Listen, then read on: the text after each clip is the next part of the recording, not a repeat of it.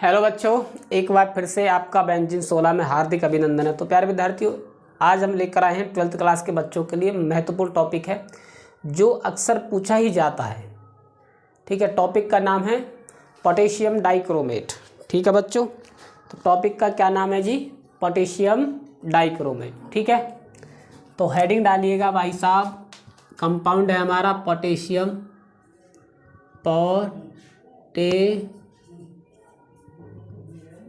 Potassium dichromate. Potassium dichromate formula क्या होता है?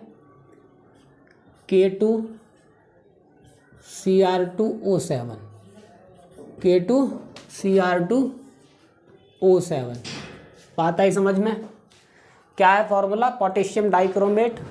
आज हम इसको बनाने की पूरी विधि बताएंगे कैसे प्राप्त होता है। प्रयोगशाला विधि बताएंगे, सामान्य विधि बताएंगे और भौतिक गुण भी बताएंगे इसके, और रासायनिक गुण भी बताएंगे, उपयोगी बताएंगे। 2023 में इससे 2 क्वेश्चन पूछे गए थे, 2024 में इससे संबंधित क्वेश्चन पूछे गए हैं, 2025 में भी इसकी पूरी संभावना है। ये बहुत ही ज़्यादा महत्वपूर्ण टॉपिक है। तो हेडिंग डालिएगा पोटेशियम डाइक्रोमेट। बात आई समझ में? ठीक है, तो सबसे पहले सामान्य विधि। सबसे पहले हेडिंग डालिएगा सामान्य विधि से। सामान्य विधि से, सामान्य विधि से यानी कि जनरल मेथड। जनरल मेथड बात आई समझ में? जनरल मेथड से कैसे प्राप्त करेंगे वो देखिएगा। ठीक है बच्चों, जनरल मेथड हेडिंग डालिएगा। और सोडियम क्रोमेट से, जनरल मेथड में क्या लिखेंगे? सोडियम क्रोमेट से। सोडियम क्रोमेट से, सोडियम क्रोमेट से, सोडियम क्रोमेट से। ठीक है बच्चों, तो देखिएगा जी, सोडियम क्रोमेट की क्रिया जब हम सल्फ्यूरिक अम्ल पर कराएंगे, शांद्र सल्फ्यूरिक अम्ल पर, तनु नहीं आना है। तनु मैम तो वैसे बेवफा हैं, तनु मैम तो कहीं आनी नहीं है। तनु मैम तो क्या है? बेवफा है। तो हमेशा केमिस्ट्री में जो है जब क्रिया होगी सांद्र ही लिया जाता है, तनु नहीं लिया जाता। तनु मैम बेवफा है, ये बात याद रखो बस। बात है समझ में? तो शांद्र सल्फ्यूरिक अम्ल की सोडियम क्रोमेट पर जब क्रिया करवाएंगे तो सोडियम डाइक्रोमेट प्राप्त होगा। और सोडियम जब डाइक्रोमेट को हम KCl के साथ क्रिया करवाएंगे तो बच्चों क्या होगा प्राप्त हमको? Potassium dichromate. क्या प्राप्त होगा? Potassium dichromate. बात है समझ में? देखिएगा तो कैसे करेंगे भाई साहब। देखिएगा बच्चों, Na2CrO4। ठीक है, CrO4 की क्रिया करवाएंगे हम H2SO4 के साथ। ठीक है जी, ये क्या? सोडियम, इंग्लिश में लिखेंगे सोडियम क्रोमेट। क्या है ये? ये है सोडियम क्रोमेट। Sodium chromate. और ये क्या है? Sulphuric acid. बात आई समझ में? 2 रहेंगे अणु इसके, तो क्या बनेगा बच्चों वो देखिएगा। Na2Cr2O7 प्लस के आगे क्या रहेगा बच्चों? Na2SO4 प्लस के H2O। ठीक है, क्या रहेगा? Na2Cr2O7 प्लस के H2SO4 और H2O। इसको एक बार संतुलित करके देखते हैं। संतुलित तो जरूर क्या करो, हर एक रिएक्शन को आप संतुलित करके देखा करो। मिस्टेक में भी लिख जाता है, कभी कभी भूल में जल्दी में हो जाता है, तो उसका जो सही से हम मूल्य आंकलन कर सकते हैं, फिर दोबारा से लिख सकते हैं। तो आपको देखना तो जरूरी है संतुलित करके। सोडियम कितनी है? 2 दूनी 4, तो 2 ये 4 हो गई। अब Cr कितनी है? 2 है क्रोमियम, तो 2 क्रोमियम। अब देखिएगा 7 और 4 11 और 1 12, 4 2 8 और 4 12। हाइड्रोजन कितनी है? 2, तो 2। देखिएगा सोडियम क्रोमेट से क्या प्राप्त हो गया? Sodium dichromate. Sodium dichromate.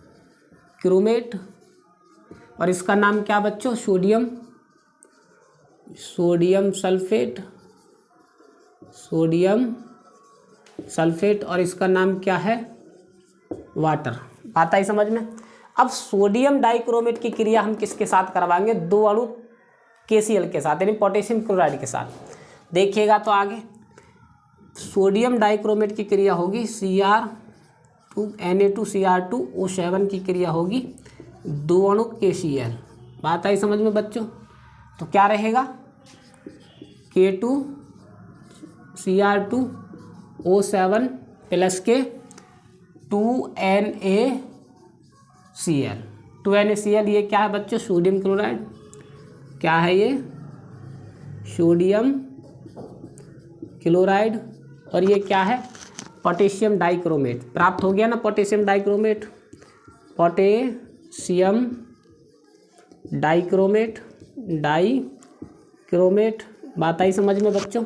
ये क्या? पोटेशियम क्लोराइड है। क्या है ये? Potassium chloride. ठीक है। और ये क्या प्राप्त हुआ? Sodium dichromate. सोडियम डाइक्रोमेट से प्राप्त हुआ है जी सोडियम डाइक्रोमेट। देखिए केमिस्ट्री में एक बात याद रखना, किसी भी रिएक्शन की आप लोगों को नाम जरूर लिखना है, नाम विषय लिखना है, क्योंकि नाम जब आप लिखेंगे तो फॉर्मूला याद हो जाते हैं।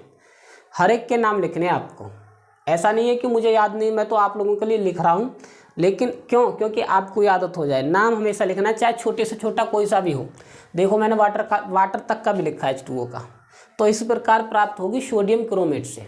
सोडियम क्रोमेट से हमारी क्या प्राप्त हो गई? ये प्राप्त हो गए बच्चों क्या?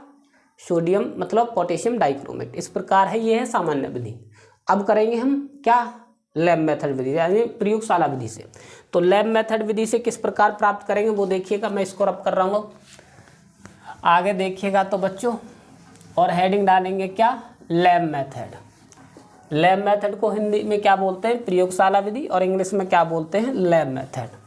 ठीक है जी। तो देखिएगा बच्चों, हेडिंग डालिएगा क्या? लैब प्रयोगशाला विधि, यानी कि लैब मेथड। ठीक है। हेडिंग में क्या डालेंगे? Lab method. Lab method, lab method. ठीक है जी। ठीक है बच्चों। अब लैब मेथड विधि से किस प्रकार प्राप्त किया जाता है वो देखिएगा। हेडिंग डाल लीजिएगा लैब मेथड। बात आई समझ में? ठीक है। हम पोटेशियम क्रोमेट से प्राप्त करेंगे क्या? पोटेशियम क्रोमेट से प्राप्त करेंगे लैब मेथड विधि में। पोटेशियम क्रोमेट से करेंगे पोटेशियम डाइक्रोमेट। ठीक है। तो देखिएगा किस प्रकार से क्रिया करवाएंगे बच्चों। प्रयोगशाला विधि में आगे लिखिएगा यहाँ पर हिंदी में थोड़ा सा। प्रयोगशाला विधि में पोटेशियम क्रोमेट की क्रिया, विधि में पोटेशियम क्रोमेट की क्रिया, क्रोमेट की क्रिया, पोटेशियम क्रोमेट की क्रिया। पोटेशियम क्रोमेट का फॉर्मूला क्या होता है? K2CrO4 की क्रिया, पोटेशियम क्रोमेट की क्रिया। ठीक है। पोटेशियम क्रोमेट की क्रिया। सांद्र मतलब मैंने क्या बोला था? तनु मैम तो बेवफा है भाई, तनु मैम तो आती नहीं कभी भी। सांद्र H2SO4 से कराते हैं तो सांद्र H2SO4 से कराते हैं तो पोटेशियम डाइक्रोमेट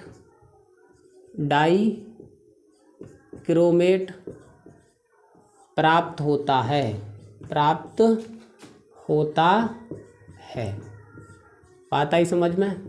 समझे या नहीं समझे बच्चों? तो प्यारे विद्यार्थियों देखिएगा तो अब इसकी क्रिया हम करवाएंगे क्या? पोटेशियम क्रोमेट की क्रिया किस पर करवाएंगे? हम सल्फ्यूरिक अम्ल पर करवाएंगे। ठीक है। तो कैसे प्राप्त होगा देखिएगा। तो पोटेशियम डाइक्रोमेट की क्रिया, पोटेशियम क्रोमेट की क्रिया। पोटेशियम क्रोमेट का फॉर्मूला K2CrO4 प्लस के H2SO4। ठीक है। इसकी क्रिया जब हम करवाएंगे तो क्या प्राप्त होगा हमको? 2 से यहाँ पर मल्टीप्लाई कर देंगे तो K2Cr2O7 प्लस के K2Cr2O7 प्लस के K2SO4 प्लस के H2O। बात आई समझ में। ये क्या है बच्चों, पोटेशियम क्रोमेट। क्या है ये, पोटेशियम, इंग्लिश में लिखेंगे, सॉरी थोड़ा सा तो इंग्लिश चलता है भाई। Potassium chromate. और ये क्या है बच्चों, सल्फ्यूरिक एसिड। इसका नाम क्या, पोटेशियम डाइक्रोमेट। इसका नाम क्या है बच्चों, पोटेशियम डाइक्रोमेट। ये क्या है बच्चों, पोटेशियम सल्फेट।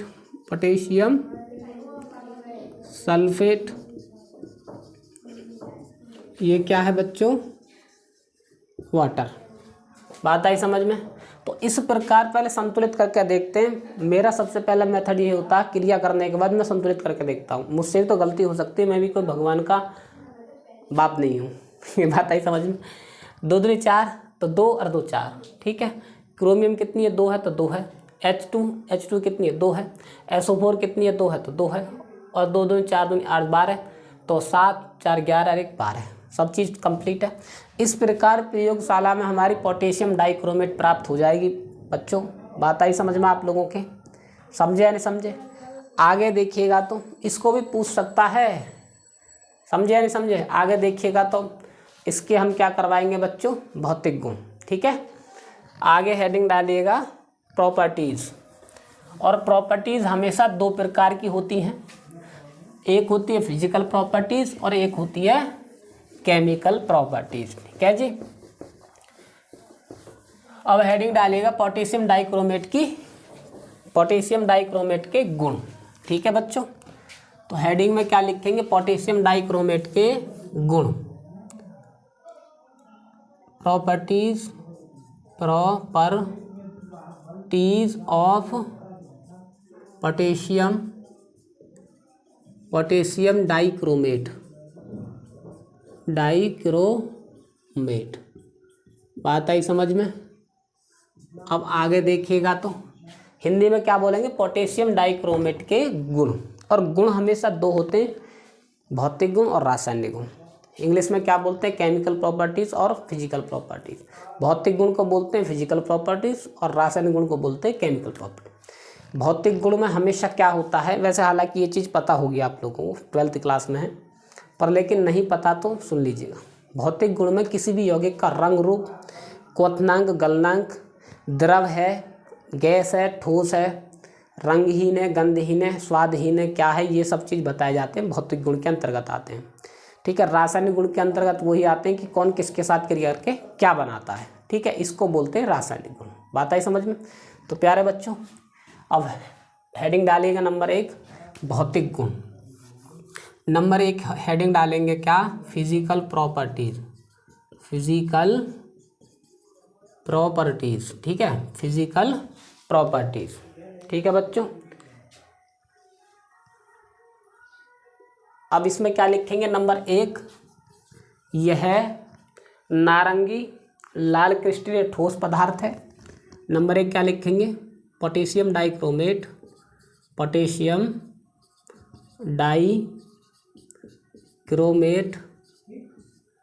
नारंगी लाल रंग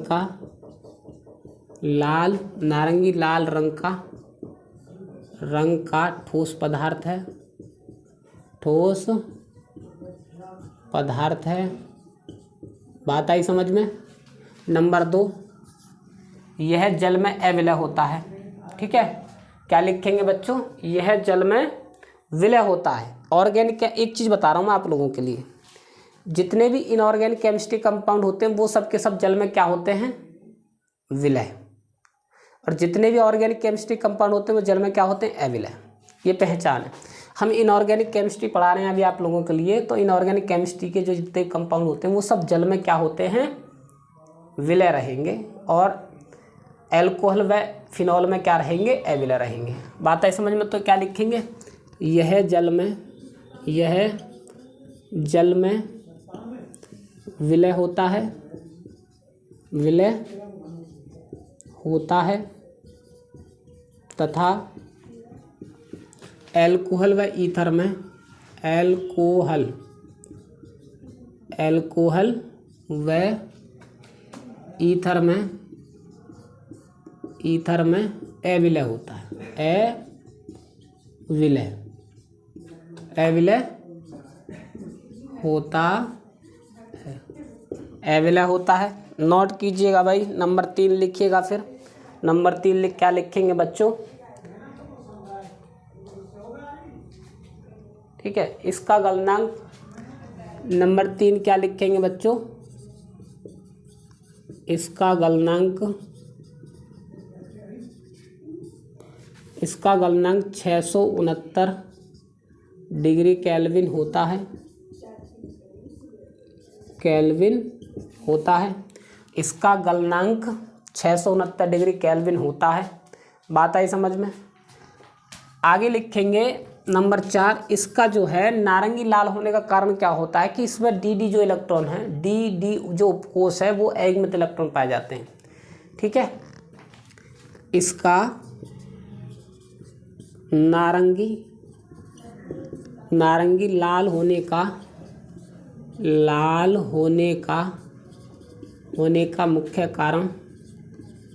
मुख्य कारण यह है कि इसमें डी उपकोष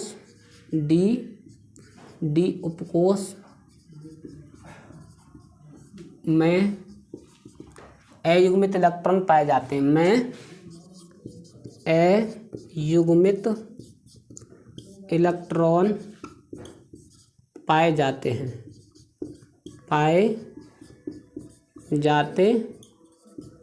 बात आई समझ में? इसमें अयुग्मित इलेक्ट्रॉन पाए जाते हैं। किसमें? पोटेशियम डाइक्रोमेट में। इसीलिए क्या होता है ये? इसीलिए बच्चों क्या होता है ये? इसीलिए ये नारंगी लाल होता है। इसीलिए क्या होता है? नारंगी लाल कलर का होता है। बात आई समझ में? नोट डाउन कीजिएगा। इसके होती है फिजिकल प्रॉपर्टी। ये क्लास प्यारे बच्चों बड़ी होने वाली है, लंबी, 1 घंटा की लगभग होने वाली। इसमें मैं पूरा फिनिश करूँगा, भौतिक गुण भी और रासायनिक गुण भी और उपयोग भी इसके। ठीक है, पूरा कंप्लीट करूँगा, चाहे क्लास हमारी कितनी बड़ी क्यों ना हो जाए, पर इसको करेंगे हम पूरा कंप्लीट। बात आई समझ में? तो बच्चों आप लोग अगर हमें हमारी केमिस्ट्री की क्लास देखनी है तो प्ले स्टोर में जाएं। प्ले स्टोर में जाके 12th क्लास की केमिस्ट्री की मिल जाएंगे आपको। मैथ वाले बच्चों के लिए मैथ की मिल जाएंगे, और आपके जो छोटे बहन भाई हैं 10th क्लास में, उनके लिए भी साइंस की और मैथ की क्लास प्रॉपर हैं। मैंने सबकी प्लेलिस्ट बना रखी है। और अगर आपको और भी अलग पढ़ना है यूपी बोर्ड से संबंधित, जो हमारी क्लास में नहीं मिल रहा है आप लोगों के लिए, या फिर कोई क्लास भूल से छूट सकती है। मैंने बोला नहीं कि मैं कोई भगवान का बाप थोड़ी हूँ, मुझसे भी गलती हो सकती है, आपसे भी गलती हो सकती है। अगर कोई टॉपिक आप पढ़ना चाहते हैं और वो हमसे छूट गया है तो आप हमारे लिए डिस्क्रिप्शन बॉक्स में आपको दिख रहा होगा मेरा व्हाट्सअप नंबर नीचे, उस पर आप हमारे लिए व्हाट्सअप नंबर पर सेंड कर सकते हैं कि सर जी हमें ये पढ़ना है। या फिर कमेंट भी तो है, कमेंट क्या करो, कमेंट में डाल सकते हैं कि सर जी हमको यह टॉपिक पढ़ना है। ठीक है बच्चों, अगर आपको हमारी क्लास अच्छी लगती है तब भी कमेंट क्या करो कि सर जी अच्छी लग रही है आपकी क्लास, बहुत बढ़िया, ये टॉपिक बनाइएगा। इससे क्या होता है, कमेंट से हमको ऊर्जा मिलती है। बात आई समझ में? हमको थोड़ा अच्छा लगता है, समझे? ऐसा नहीं कि हमको रुपया मिलने 1-2 लाख रुपया मिलेंगे, नहीं, हमको तो कुछ नहीं मिल रहा। ये तो आप लोगों के लिए समाज सेवा अभी तो फिलहाल, जब मिलेगा तब का देखा जाएगा, अभी तो फिलहाल कुछ नहीं मिल रहा। बात आई समझ में? तो प्यारे बच्चे ये थे रासायनिक भौतिक गुण। ठीक है, अब करवाएंगे इसके क्या, केमिकल प्रॉपर्टीज़। और केमिकल प्रॉपर्टीज इसकी बहुत ही ज़्यादा महत्वपूर्ण है।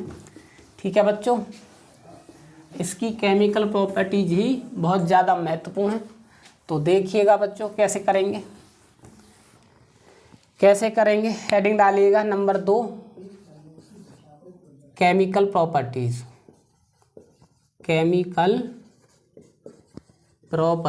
ठीक है, किसकी? पोटेशियम डाइक्रोमेट की। पोटेशियम डाइक्रोमेट की केमिकल प्रॉपर्टी डालिएगा। ठीक है जी। और नंबर 1 कीजिएगा क्या, ऑक्सीकरण या ऊष्मा का प्रभाव भी कर सकते हैं आप लोग, ऊष्मा का प्रभाव भी कर सकते हैं बच्चों। ठीक है, ऊष्मा का प्रभाव भी कर सकते हैं क्रिया को। और ऊष्मा के प्रभाव को हम क्रिया को कैसे करेंगे, नंबर 1 डालेंगे पहले, ऊष्मा का प्रभाव, इफेक्ट ऑफ टेम्परेचर। क्या करेंगे, इफेक्ट ऑफ टेम्परेचर। ठीक है बच्चों, इफेक्ट ऑफ टेम्परेचर। ठीक, तो ऊष्मा के प्रभाव में ये क्या बनाता है वो देखिएगा, ऊष्मा के प्रभाव में क्या बनाता है। ठीक है बच्चों, तो देखिएगा भाई, ऊष्मा के प्रभाव में इम्पोर्टेंट क्रिया है ये, इम्पोर्टेंट क्रिया ऊष्मा के प्रभाव में K2 Cr2O7 और यहाँ पे क्या लिखेंगे, हीट। ठीक है, 4 से मल्टीप्लाई कीजिएगा तो K2 CrO4 प्लस के Cr2O3 प्लस के। ठीक है बच्चों, और यहाँ पर आगे क्या लिखेंगे, 3O। ठीक है, अब इसको संतुलित कीजिएगा, पहले यहाँ पर 2 से मल्टीप्लाई कर दीजिए। ठीक है बच्चों, आगे देखिएगा तो 2 2 4 हो गई है, ये क्या है, 7 दूनी 14 है, 2 दूनी 4 8, 8 और 3 11 और 3 14 हो गए कंप्लीट। अब इसका नाम क्या है, क्रोमिक ऑक्साइड या क्रोमिल ऑक्साइड, क्या नाम है, क्रोमिल ऑक्साइड। और इसका नाम क्या बच्चों, पोटेशियम क्रोमेट। क्या है, पोटेशियम क्रोमेट, पोटेशियम क्रोमेट। ये क्या है, पोटेशियम डाइक्रोमेट, पोटेशियम डाइक्रोमेट। ये इम्पोर्टेंट क्रिया है भाई, ध्यान दीजिएगा और नोट कीजिएगा, फिर हम आगे कराएंगे बच्चों। ठीक है, ठीक है, इसको हम क्रोमिल ऑक्साइड भी बोल सकते हैं या क्रोमिक ऑक्साइड भी बोल सकते हैं। क्या, क्रोमिक ऑक्साइड भी बोल सकते हैं, क्रोमिक ऑक्साइड। ये नवजात ऑक्सीजन प्राप्त हो जाएगी। ठीक है, नंबर 2 आगे दूसरी क्रिया डालिएगा। दूसरी क्रिया क्या डालेंगे, ऑक्सीकरण गुण। क्या, नंबर 2 ऑक्सीकरण गुण। नंबर 2 क्या डालेंगे, ऑक्सीकरण, ऑक्सीडेशन। ठीक है साहब, ऑक्सीडेशन वेरी वेरी इंपॉर्टेंट क्रिया है। ये भी क्या है, वेरी वेरी इंपॉर्टेंट क्रिया है। जब इसका ऑक्सीकरण होगा तो सांद्र H2SO4 की उपस्थिति में, हमने क्या बताया, हमेशा सांद्र ही आएगा। तनु मैम तो बेवफा हैं, तनु मैम तो आने वाली है ही नहीं, तनु मैम तो बेवफा हैं। ये बात अपने दिमाग में रख लो, बात आई समझ में। केमिस्ट्री में जब कभी क्रिया होगी सांद्र से ही होगी, तनु से नहीं होगी। तनु मैम तो बेवफा हैं। ठीक है, तो देखिएगा तो बच्चों किस प्रकार से ऑक्सीकरण होगा, K2 Cr2O7 प्लस के 4H2SO4। ठीक, इसकी जब क्रिया होगी तो बनेगा क्या, K2SO4 प्लस के Cr2SO4 का होल थ्राइज प्लस के 4H2O प्लस के 3, इस प्रकार 3 नवजात ऑक्सीजन निकलेगी। ठीक है बच्चों, नोट डाउन कीजिएगा, इस प्रकार क्रिया होगी जी। बात आई समझ में या नहीं आई है, इस प्रकार से क्रिया हो जाएगी इसकी। ठीक है,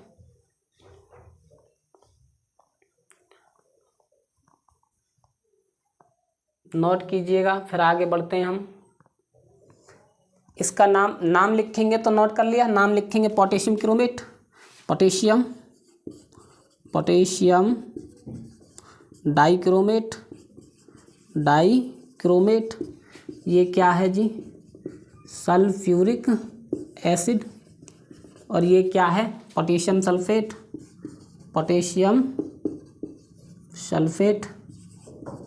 सल्फेट। और ये क्या है बच्चों, क्रोमियम सल्फेट। क्या नाम है इसका, क्रोमियम सल्फेट। ये क्या है, वाटर, क्रोमियम सल्फेट। और इसी प्रकार टूटेगा। अब इसकी क्रिया है ना ऑक्सीकरण अवस्था में इसी प्रकार होनी है।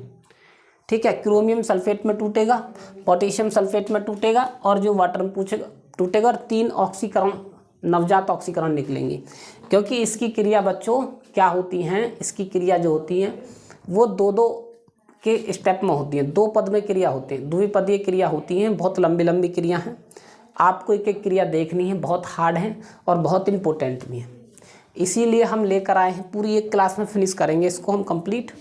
ठीक है, इसको नोट डाउन कीजिएगा, इसकी हर एक क्रिया महत्वपूर्ण है। मुझे बार बार कहने की आवश्यकता न पड़े, कि आप लोग नोट कीजिएगा, महत्वपूर्ण है, महत्वपूर्ण, हर एक क्रिया महत्वपूर्ण है। ठीक है जी, इसकी क्रिया हर एक महत्वपूर्ण है बच्चों। तो देखिएगा भाई किस प्रकार से करेंगे।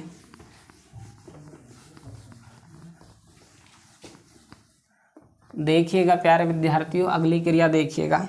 ठीक है, नोट कीजिएगा और अगली क्रिया कीजिएगा। अगली क्रिया किसके साथ करेंगे जी? KI के साथ क्रिया, पोटेशियम आयोडाइड के साथ क्रिया करवाएंगे हम। ठीक है बच्चों, किसकी? पोटेशियम आयोडाइड के साथ क्रिया। ठीक है जी, अगली क्रिया देखिएगा नंबर 2, पोटेशियम आयोडाइड के साथ क्रिया, reaction of potassium iodide. Potassium iodide क्या होता है? KI। ये क्रिया भी वेरी वेरी इंपॉर्टेंट है। मुझे आवश्यकता ना पड़े किसी पे भी जो ये कहने की आप लोग नोटबुक में नोट करते रहें। एक एक क्रिया बहुत ही ज़्यादा महत्वपूर्ण क्रिया है इसकी। आगे देखिएगा तो पहली स्टेप में क्या होगी? इसका ऑक्सीकरण होगा। पहली स्टेप में क्या होता है? K2Cr2O7 प्लस के और 4 अणु K2SO4 H2SO4 के साथ क्रिया होगी तो प्राप्त क्या होगा बच्चों? K2SO4 प्लस के Cr2SO4 का होल थ्राइज प्लस के 3O। बात आई समझ में? प्रथम स्टेप। द्वितीय स्टेप में क्या होगा वो देखिएगा। द्वितीय स्टेप में हम क्या करवाएंगे? K2 मतलब KI के साथ क्रिया हो रही तो KI के साथ क्रिया होगी जी, KI प्लस के H2SO4 प्लस के और नवजात ऑक्सीजन ले लीजिएगा। तो अब देखिएगा क्या बनेगा। एक तो बनेगा K2SO4, साफ साफ दिख रहा हमको K2SO4। तो कितने के साथ क्रिया करवाएंगे बच्चों? K2SO4 प्राप्त होगा। ठीक है, K2SO4 प्लस के और यहाँ पर I2 प्राप्त होगी, I2 प्राप्त होगी जी। ठीक है बच्चों, और यहाँ पर ये भी है तो H2 इतनी चीज़ प्राप्त होंगी। अब हम करते हैं संतुलित। SO4 देखिएगा एक है, ठीक है एक है, कोई दिक्कत नहीं है। यहाँ पर क्या K2 है, वहाँ पर क्या 2 से मल्टीप्लाई कर दो जी। अब हाइड्रोजन हमारी कितनी है? हाइड्रोजन हमारी कितनी है? यहाँ पर ऑक्सीजन देखिएगा 3 है, 4 और 1 5, 4 1 5। हाइड्रोजन कितनी है? 2 संतुलित हो गई। अब आगे देखिएगा तो संतुलित हो गई। अब इसको काटेंगे हम, द्वि पद में होती है, इसको काटेंगे देखिएगा तो इसमें समीकरण 1 में यहाँ पर 3 ऑक्सीजन और यहाँ पर ऑक्सीजन कितनी है? 1, तो 3 से मल्टीप्लाई कर दो यहाँ। अब ये बराबर होंगे, 3 3 हो गई ये इस प्रकार। ठीक है जी, इस प्रकार ये कट जाएगी। अब क्या करेंगे बच्चों? पहले उतारेंगे क्या? K2Cr2O7 प्लस के। ठीक है, K2Cr2O7 प्लस के और आगे इसको उतारेंगे किसको हम? इसको 3 और 4 7 H2SO4 प्लस के और 3 दूनी 6 KI और आगे क्रिया क्या होगी बच्चों? K2 पहले इसको उतार लीजिएगा, किसको? इसको 3 और 2, 3 और 1 4 K2SO4 प्लस के और Cr2SO4 क्रोमियम सल्फेट प्लस और ये 3 दूनी मतलब 6I2। ठीक है, आयोडीन। अब एक बार संतुलित करके देख लेना अवश्य, क्योंकि संतुलित जरूर करनी आपको। H2O भी उतारना भी तो 3H2 संतुलित करेंगे तो बच्चों क्या K2 कितनी है? K कितनी है? 2 एरी 6 एरी 8 है तो 4 दूनी 8, तो पूरी कंप्लीट है। क्रोमियम 2 है तो क्रोमियम 2 है। SO4 कितने हैं? SO4 का होल थ्राइज और 1 एरी थ्राइज 7 है SO4, तो 7 एरी SO4। भाई 3 तो SO4 एरी और 4 एरी SO4, तो 7 हो गए SO4। समझे? आयोडीन कितनी है? 6, तो 3 दूनी 6। इस प्रकार से प्राप्त हो जाएगी बच्चों। क्या है? इस प्रकार से प्राप्त हो जाए। क्रोमियम सल्फेट है, ये क्या है?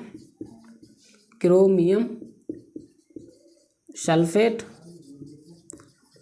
सल्फेट और इसका नाम क्या? आयोडीन। ठीक है, इसका नाम क्या है बच्चों? आयोडीन। ठीक है, ये नीचे बैठे गया।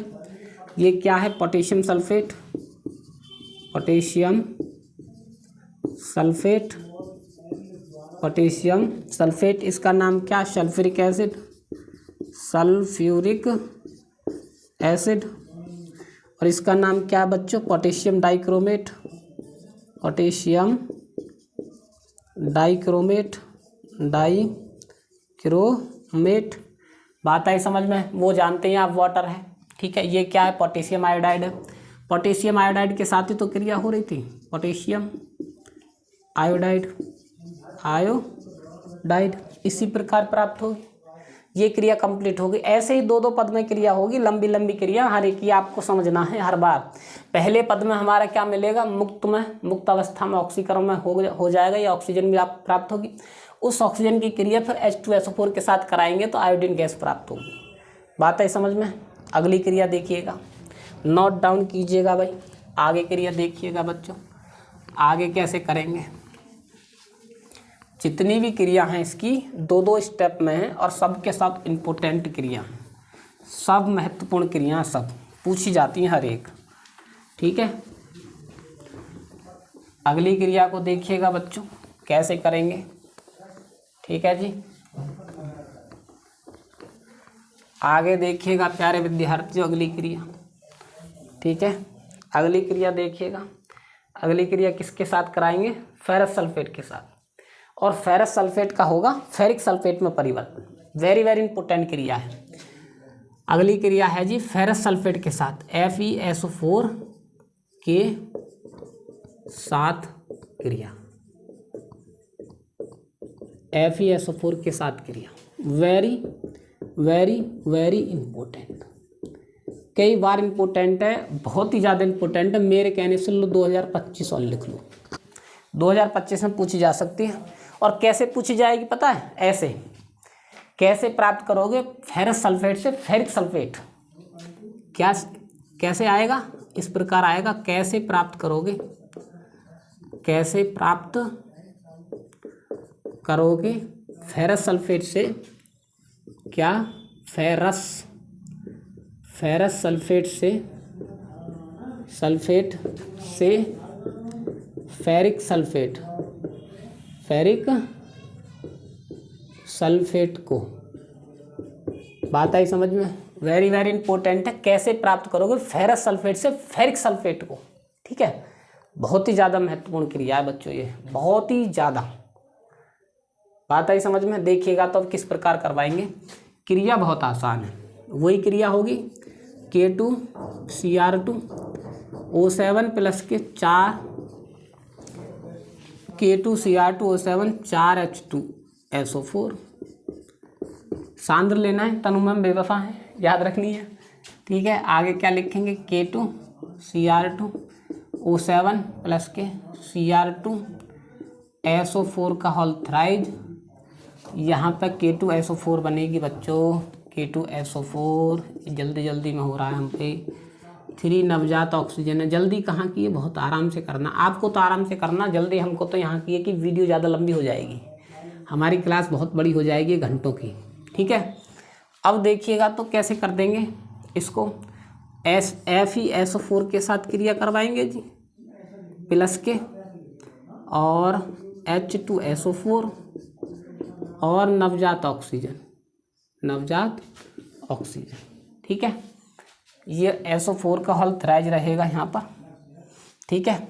अब देखिएगा तो फेरस सल्फेट से फेरिक सल्फेट में परिवर्तित करेंगे तो फेरिक सल्फेट का फॉर्मूला होता है क्या है जी, Fe2SO4 का होल थ्राइज, ऐसे ये होता है फॉर्मूला, ठीक है। अब आगे देख लीजिएगा क्या क्या रह गया है, वो आपको करना है बस। ये 2 से क्रिया करवा दो, ये यहाँ पे 3 से क्रिया करवा दो। पूछो क्यों, क्योंकि यहाँ पे Fe2 है और SO4 यहाँ पर कितना हमारा Fe2 है, तो वहाँ पर Fe2 है तो Fe2 वहाँ पर 2 से क्रिया करवानी पड़ेगी हमको मजबूरन।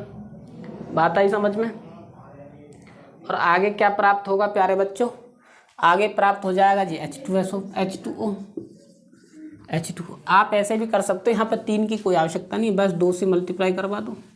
SO4 2 और 1 3, SO4 3 हो गई, Fe2 हो गया बस। हाइड्रोजन देखो कितनी है, 2 हाइड्रोजन 2, ऑक्सीजन कितनी है, ऑक्सीजन कितनी है 4 3 12, SO4 3 है, SO4 3 है, तो कंप्लीट ही होगी। ये हो गई क्रिया। अब देखिएगा ऐसे डंडा खींच दीजिएगा, ये फेरिक सल्फेट है, ये फेरस सल्फेट है, ये फेरस सल्फेट है, वो फेरिक सल्फेट है, प्राप्त हो गया ना। अब देखिएगा संतुलित करेंगे तो वहाँ पर नवजात ऑक्सीजन कितनी है 3 और यहाँ पर कितनी है 1। तो समीकरण 2 में 3 से मल्टीप्लाई करने पर और 3 से मल्टीप्लाई करेंगे तो ये 3 हो जाएंगी ना, तो ये 3 कट जाएंगे, 3 से मल्टीप्लाई करेंगे तब 3 हो रही है, 3 हो गई ऑक्सीजन और 3 ऑक्सीजन, तीनों कट गई। बात आई समझ में? और कुछ कट रहा है? और कुछ नहीं कट रहा तो नोट कीजिएगा, पहले इसे नोट कीजिएगा, K2 Cr2 O7 प्लस के 3 से मल्टीप्लाई हो रही है तो ये कितनी हो जाएगी जी, 3 दूनी 6 हो गई, 6 FeSO4 प्लस के 3 से मल्टीप्लाई हो रही तो 3 ये और 4 ये, तो 7 H2SO4 है।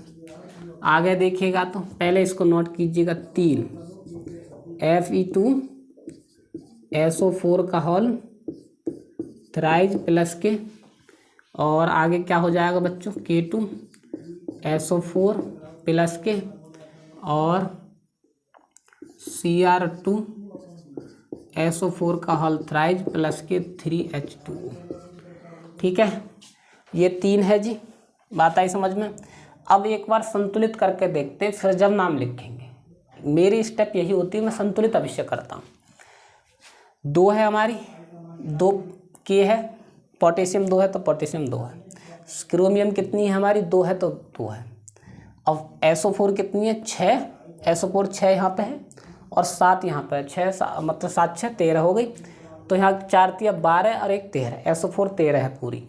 हाइड्रोजन कितनी है 7 दूनी 14 और हाइड्रोजन कितनी यहाँ पर 3 दूनी 6, और यहाँ पर हम कितने से मल्टीप्लाई करेंगे भाई, 7 दूनी 14 है तो 7 दूनी 14, यहाँ पर कितनी है भाई 7 दूनी 14 और वहाँ पर कितनी है हमारे हाइड्रोजन इतनी बैठ रही है, तो इसमें कहीं ना कहीं कोई मिस्टेक है।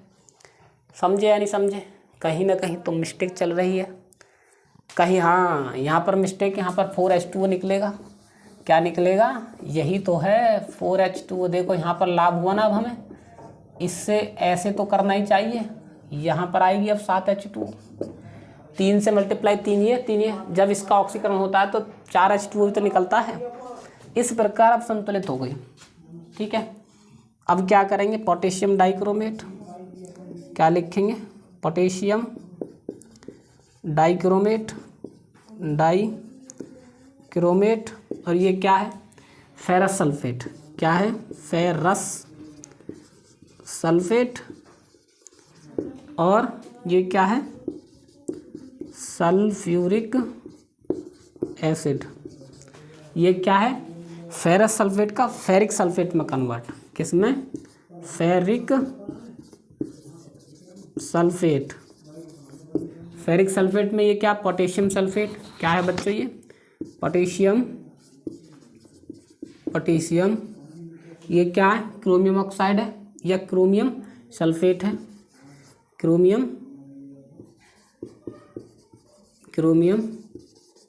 सल्फेट है बच्चों। और ये क्या है, पोटेशियम सल्फेट। इस प्रकार प्राप्त होता है फेरस सल्फेट का फेरिक सल्फेट में। इस प्रकार प्राप्त होता है फेरस सल्फेट का फेरिक सल्फेट में परिवर्तन। ये महत्वपूर्ण है। ठीक है, यहाँ पर एक और आर आएगी, हम भूल गए यहाँ पर शायद, फेरिक। ठीक है, SO4 इस प्रकार प्राप्त होगी। ये देखिएगा आपके सामने, महत्वपूर्ण क्रिया है। एक बार फिर बोल रहा हूँ मैं कि बहुत ही ज़्यादा महत्वपूर्ण क्रिया है बच्चों, इस पर ज़्यादा गौर दें। ठीक है, सबसे ज़्यादा गौर दें इस पर, ये महत्वपूर्ण क्रिया। अगली क्रिया डालिएगा, हाइड्रोजन सल्फाइड के साथ क्रिया। ठीक है, क्या लिखेंगे, हाइड्रोजन सल्फाइड के साथ क्रिया, हाइड्रोजन सल्फाइड के साथ क्रिया। ठीक है बच्चों, अगली क्रिया हाइड्रोजन सल्फाइड के साथ क्रिया, और ये भी क्रिया बहुत महत्वपूर्ण है, बहुत ही ज़्यादा महत्वपूर्ण क्रिया है।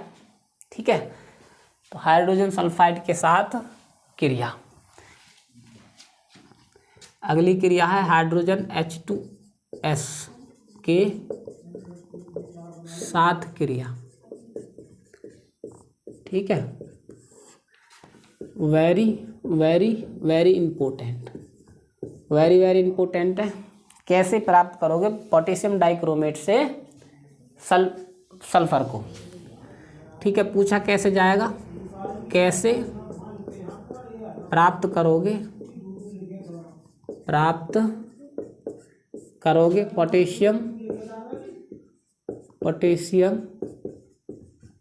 डाइक्रोमेट से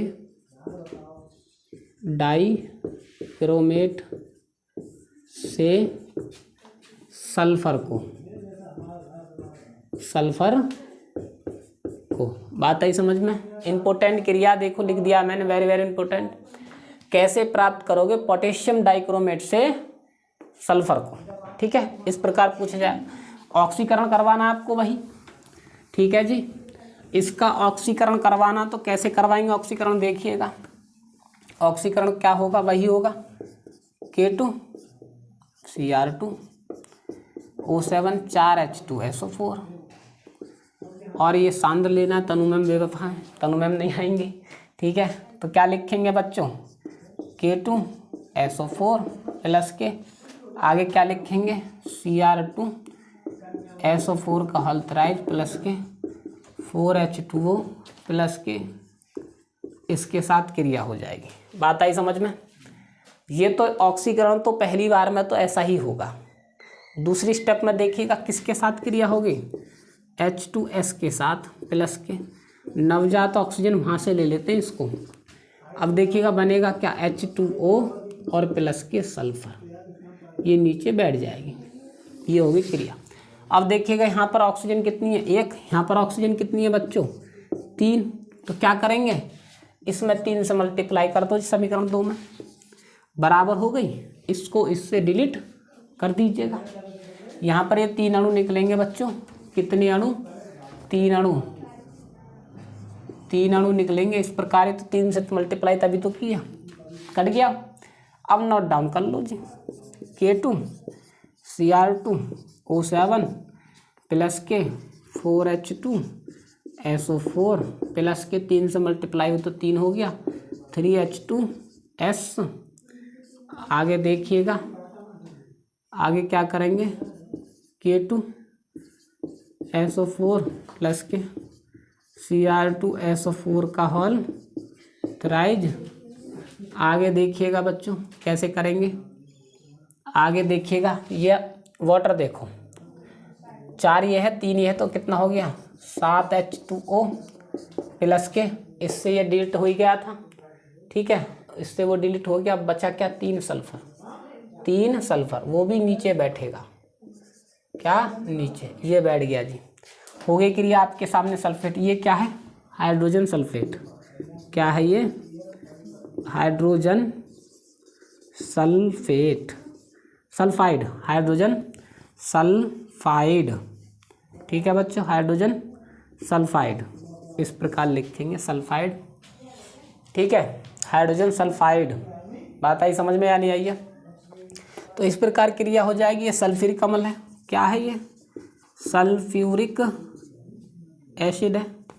सल्फ्यूरिक एसिड डालेंगे बच्चों, सल्फ्यूरिक एसिड। ये क्या है, पोटेशियम डाइक्रोमेट आपका, पोटेशियम डाइक्रोमेट, डाइक्रोमेट। बात है समझ में? क्रोमियम सल्फेट, जल, नवजात ऑक्सीजन मतलब सल्फर, ये होगी क्या, ये क्या है, सल्फर। देखो सल्फर प्राप्त हो गई ना, क्या हाइड्रोजन सल्फेट से क्या प्राप्त होगी, सल्फर प्राप्त होगी। इस प्रकार नोट डाउन कीजिए जल्दी से, फिर हम रब करने वाले हैं। अगली क्रिया देखिएगा बच्चों कैसे करेंगे अगली क्रिया, वो भी इम्पोर्टेंट है, हर एक क्रिया इम्पोर्टेंट है इसकी, बहुत ही ज़्यादा महत्वपूर्ण क्रिया है अगली। आगे वाली तो और भी ज़्यादा इम्पोर्टेंट क्रिया है। ठीक है, आगे क्रिया डालिएगा तो नोट कर ली तो आपने, सोडियम सल्फाइड से सोडियम सल्फेट यानी कि सल्फाइड, सोडियम सल्फाइड से क्रिया। ठीक है, अगली क्रिया देखिएगा बच्चों कैसे प्राप्त करेंगे जी आप लोग, वो देखिएगा।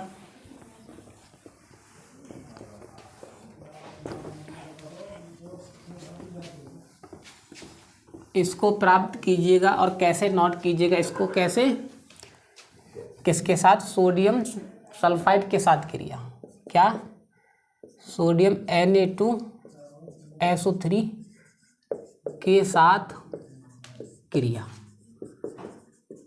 ठीक है। Very very very very important बात आई समझ में। ये क्या, सोडियम सल्फाइड। तो क्वेश्चन कैसे पूछा जाएगा वो देखिएगा, कैसे प्राप्त करोगे, कैसे प्राप्त करोगे सोडियम सल्फाइड से, सोडियम सल्फाइड से, सल्फाइड से, सोडियम सल्फाइड से, सोडियम सल्फाइड क्या है फॉर्मूला, Na2SO3, सोडियम सल्फाइड से सोडियम सल्फेट को, सोडियम सल्फेट को, सल्फेट का फॉर्मूला क्या रहेगा, Na2SO4, सोडियम सल्फेट को, ठीक है जी। ये सवाल है, वेरी वेरी इंपॉर्टेंट क्रिया है, बहुत ज़्यादा। इसकी हर एक क्रिया इंपॉर्टेंट है। ये आपको गौर देने वाली बात है कि आप मेरी बात पर गौर दे रहे हैं या नहीं दे रहे हैं। अब मुझे तो ये पता नहीं है कि आप लोग नोट कर रहे हैं या नहीं कर रहे हैं, या वीडियो को यूं ही देख रहे हैं हमारी क्लास अगर आप ले तो नोटबुक और पेन हाथ में होनी चाहिए, बात आई समझ में, और तभी क्लास लें हमारी, अन्यथा कोई पल्ले नहीं पड़ेगा। कहते नहीं केमिस्ट्री बड़ी बेवफा है, रात को याद करो तो दिन में सफ़ा है, और रियल में ही है। आप लोग नोटबुक लीजिएगा, पेन लीजिएगा, तब जाके नोट कीजिएगा मेरी हर चीज़ को, फिर रिवाइज कीजिएगा, तभी आपको लाभ होगा, अन्यथा लाभ नहीं होने वाला। सवाल क्या है, हमारी रिएक्शन क्या है बच्चों, कि कैसे प्राप्त करोगे सोडियम सल्फाइड से सोडियम सल्फेट को, कैसे प्राप्त करोगे सोडियम सल्फाइड से सोडियम सल्फेट को। तो देखिएगा बच्चों, महत्वपूर्ण क्रिया है ये भी। अब देखिएगा तो K2SO4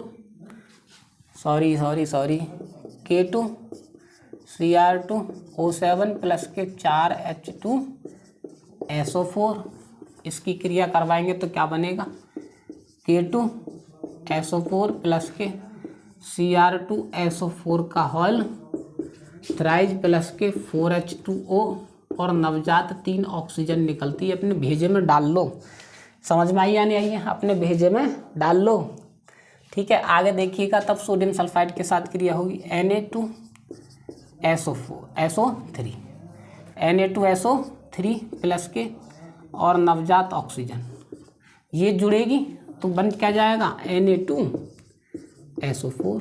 देखिएगा कितना आसान बना है, Na2SO4 यूँ ही जुड़ गया बस भाई, एक क्या हो सकता है, 4 हो गया। अब देखिएगा तो कैसे करेंगे, यहाँ पर देखिएगा बच्चे, यहाँ पर 3 ऑक्सीजन, वहाँ पर क्या 1 ऑक्सीजन, वहाँ पर, यहाँ पर कितनी 1 ऑक्सीजन, वहाँ पर कितनी 3 ऑक्सीजन, तो हम दोनों को काटेंगे तो समीकरण 2 में, समीकरण 2 ये ही तो है, समीकरण 2 में 3 से मल्टीप्लाई कर देंगे। अब बराबर अनुपात हो गया दोनों का, 3 तो डिलीट मार दो। कितनी आसान क्रिया थी यार, तुम कर नहीं पाते क्योंकि आपने देखी नहीं कभी भी। तो कैसे हो गया, पहले ऊपर वाले को लिखते हैं K2Cr2O7, फिर इसको लिखेंगे 4H2SO4, फिर इसको लिखेंगे 3 से मल्टीप्लाई हो रही है, ये बिल्कुल ना भूलें, Na2SO3 इज इक्वल टू, अब इसके साथ क्रिया होगी तो क्या हो, पहले इसको लिखें, मुख्य बिंदु को लिखते हैं, मुख्य कंपाउंड को, फिर इस, और वो 3 से मल्टीप्लाई हो रही है, 3 को ना भूलें, बात आई समझ में। K2SO4 प्लस के Cr2SO4 का होल थ्राइज प्लस के, और इधर कितनी हो गई 4H2O, बात आई समझ। एक बार संतुलित कर लेते हैं, मेरी आदत है संतुलित करने की और मैं करता हूँ संतुलित, बात आई समझ में। तो संतुलित करके देखता हूँ एक बार, तभी मुझे विश्वास होता है यार। पोटेशियम 2 है, पोटेशियम 2 है, सल्फर SO4 कितनी है, SO4 कितनी यहाँ पर 3, यहाँ पर है 1 ही है 4, तो यहाँ पर कितनी हो गई 4 हो गई, ठीक है जी। SO3 4 और 3 7 चाहिए हमको, 3 ये रही सल्फर, 1 ये रही, 4 और 3 7, बिल्कुल सही है, और बिल्कुल सही है। अब क्रिया कोई तो जरूरत नहीं देखने की, हमने देख लिया है। पोटेशियम डाइक्रोमेट डाई क्रोमेट, ये क्या है, सल्फ्यूरिक एसिड है, सल्फ्यूरिक एसिड। मेरी आदत है नाम लिखने की, नाम अवश्य लिखें आप भी, बोर्ड के पेपर में अच्छे नंबर मिलेंगे आपको। ये क्या, सोडियम सल्फाइड, सोडियम सल्फाइड क्या है बच्चों, सल्फाइड। बात आई समझ में। ये क्या, सोडियम सल्फेट, सोडियम सल्फेट। समझे या नहीं समझे, क्या प्राप्त हुआ, सोडियम सल्फेट। ये क्या है, पोटेशियम, पोटेशियम सल्फेट। बात आई समझ में बच्चों, पोटेशियम सल्फेट। ये क्या है, क्रोमियम सल्फेट, क्रोमियम क्या लिखेंगे, क्रोमियम, क्रोमियम सल्फेट। और ये क्या है बच्चों, वाटर। जगह नहीं है मैं उसका भी लिखता, वरना ये क्या है, वाटर। इस प्रकार प्राप्त हो जाएगी क्या, इस प्रकार प्राप्त हो जाएगी सोडियम सल्फाइड से सोडियम सल्फेट। महत्वपूर्ण क्रिया थी, ठीक है, ठीक है बच्चों। तो नोट डाउन कीजिएगा, बात आई समझ में। इस प्रकार से कर देंगे भाई, ठीक है बच्चों। और अब आगे देखिएगा तो किस प्रकार से करेंगे क्रिया, आगे देखिएगा। सोडियम थायोसल्फेट क्या है, अगली क्रिया क्या है, सोडियम थायोसल्फाइड से, ठीक है। अगली क्रिया देखिएगा सोडियम थायोसल्फेट से, ठीक है बच्चों। ये सब महत्वपूर्ण क्रिया हैं, वेरी वेरी इंपॉर्टेंट, पूछी ही जाती हैं, ये लगा लीजिएगा। अब ये आपके कान में चाहे बात गूंज रही है या न गूंज रही है, या फिर आप अपने कान में सुन रहे हैं या नहीं सुन रहे गौर से, पर पोटेशियम डाइक्रोमेट बहुत ही ज़्यादा महत्वपूर्ण है, ठीक है बच्चों। देखिएगा तो कैसे करेंगे, पोटेशियम डाइक्रोमेट, ठीक है जी। अब देखिएगा कैसे, सोडियम थायोसल्फेट से सोडियम सल्फेट को किसके साथ क्रिया करवाएंगे, सोडियम थायोसल्फेट। सोडियम थायोसल्फेट का फॉर्मूला ये होता है जी, सोडियम थायोसल्फेट का फॉर्मूला है बच्चों, सोडियम थायोसल्फेट के साथ क्रिया, के साथ क्रिया। बात आई समझ में। अब देखिएगा किस प्रकार करेंगे, आएगा कैसे, आएगा कैसे वो देखिएगा क्वेश्चन, कैसे प्राप्त करोगे, कैसे प्राप्त करोगे सोडियम थायोसल्फेट,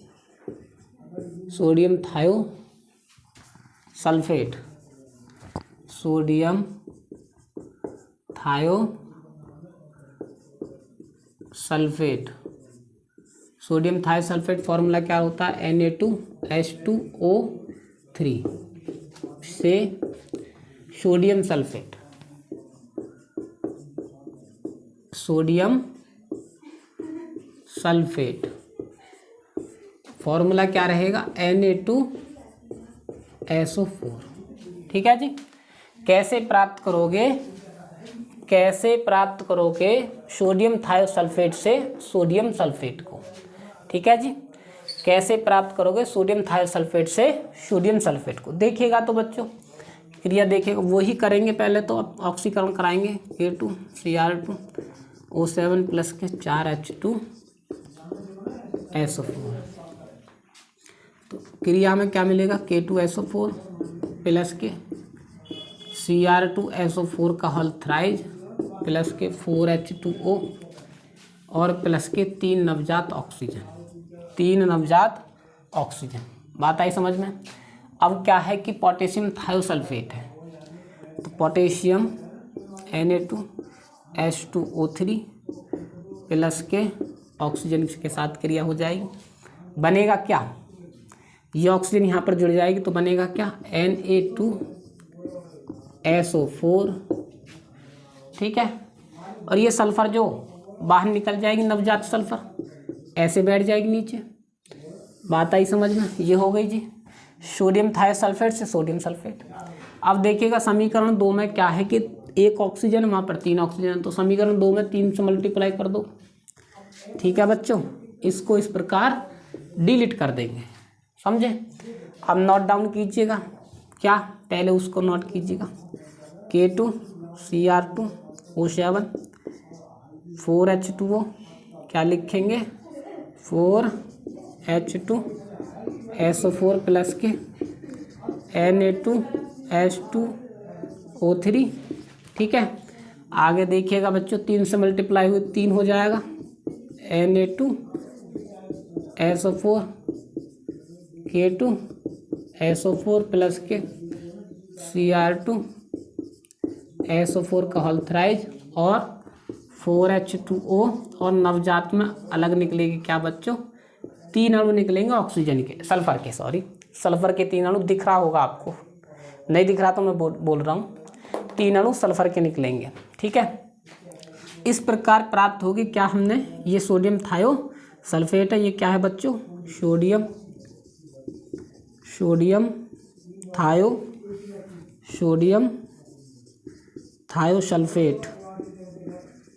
थायो सल्फेट से सोडियम सल्फेट क्या प्राप्त हो गया, सोडियम सल्फेट। बात आई समझ में, इस प्रकार प्राप्त हो जाएगा। बाकी इनके तो नाम जानते हैं आप लोग, ठीक है, इसलिए नहीं लिख रहा हूँ कि वीडियो बहुत लंबी हो जाएगी, इसलिए अब नाम नहीं लिख रहा हूँ। नाम इसके तो याद है, जिनके याद नहीं उनके लिखेंगे, इनके तो हम प्रॉपर लिखते जा रहे हैं। ठीक है, आगे क्रिया देखिएगा बच्चों, नोट डाउन कीजिएगा एक बार और देख लो गौर से, फिर हम रब करने वाले हैं। महत्वपूर्ण क्रिया थी ये भी। ठीक है जी, आगे देखिएगा बच्चों, आगे क्रिया देखिएगा सोडियम नाइट्राइट से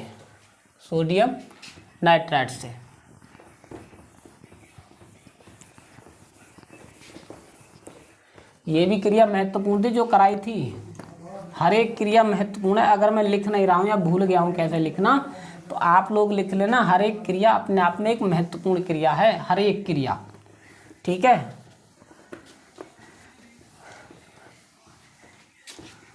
तो बच्चों आगे लिखिएगा क्या, सोडियम नाइट्रेट से। ठीक है, सोडियम नाइट्राइट से क्या लिखेंगे, सोडियम नाइट्राइट से। ठीक है, आगे लिखेंगे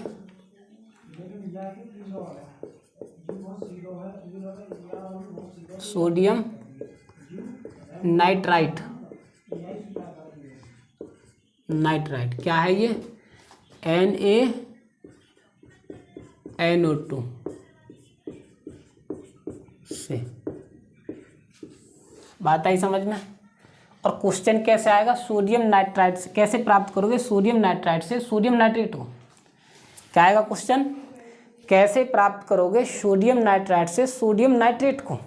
ठीक है, तो देखिएगा बच्चों, देखिएगा क्रिया में क्या होगी, K2Cr2O7 4H2SO4, क्रिया क्या होगी, K2SO4 क्या लिखेंगे बच्चों, K2SO4 प्लस के Cr2SO4 का होल थ्राइज प्लस के 4H2O प्लस के 3 अणु ऑक्सीजन के निकलेंगे। इस प्रकार आता है समझ में। अब सोडियम नाइट्राइट लिखिएगा, सोडियम NaNO2, नवजात ऑक्सीजन से क्रिया होगी तो बन क्या जाएगा बच्चों, NaNO3। ये बन गया जी, सीधा सीधा, वेरी सिंपल। अब क्या करेंगे, समीकरण 2 में क्या एक ऑक्सीजन है, समीकरण 1 में क्या है 3 ऑक्सीजन है, तो समीकरण 2 में 3 से मल्टीप्लाई कर देंगे। इस प्रकार ऐसे आता है समझ में।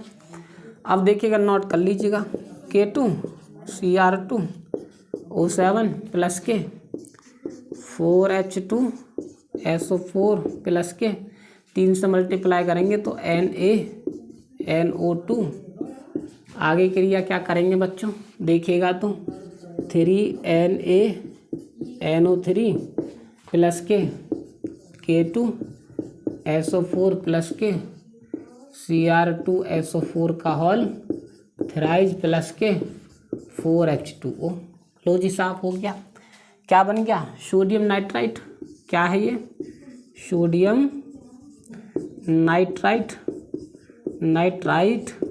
और सोडियम नाइट्राइट का हो गया सोडियम नाइट्रेट में, नाइट्रेट। बात आई समझ में। बाकी इनके नाम तो आप जानती हैं, सोडियम नाइट्राइड का कन्वर्ट हो गया सोडियम नाइट्रेट में। बात आई समझ में। महत्वपूर्ण क्रिया है बच्चों, नोट डाउन कीजिएगा बच्चों, ठीक है, नोट कीजिएगा भाई, महत्वपूर्ण क्रिया है, पूछी जा सकती है। कुल मिला के ये है कि पूछी जा सकती है। बात आई समझ में। अगली जो क्रिया करवाएंगे बहुत ही ज़्यादा महत्वपूर्ण क्रिया है, ठीक है बच्चों। अगली क्रिया बहुत ज़्यादा महत्वपूर्ण क्रिया है।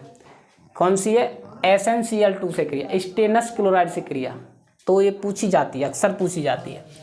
अगली क्रिया देखिएगा, वेरी वेरी इंपॉर्टेंट क्रिया थी ये भी, एक बार देख लीजिएगा और से, ठीक है। देखिएगा तो बच्चों कैसे प्राप्त करेंगे।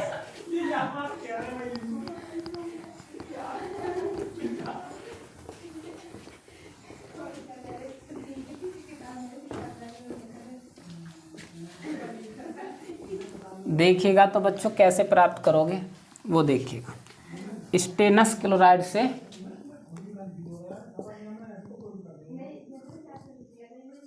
स्टेनस क्लोराइड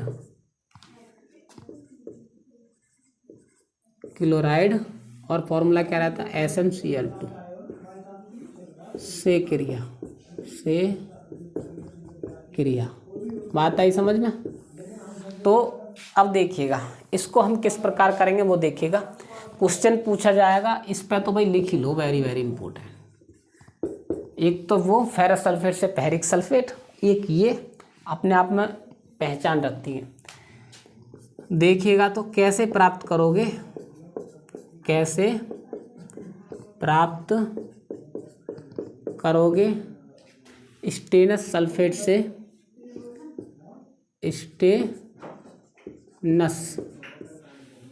स्टेनस क्लोराइड से